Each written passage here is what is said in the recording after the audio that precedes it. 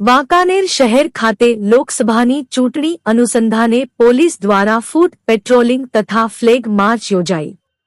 DYSP, PI, PSI સહિત 300 જેટલા જવાનો દ્વારા કાયદો વ્યવસ્થાની સમીક્ષા કરાઈ।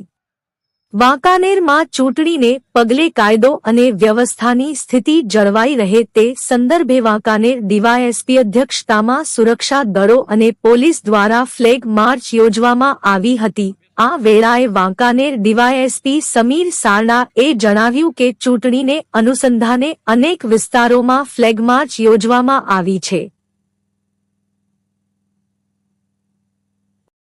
ચૂંટણીમાં શાંતિપૂર્ણ વાતાવરણ જળવાઈ રહે અને કોઈ વિક્ષેપ ન પડે તે માટે તંત્ર સજ્જ છે।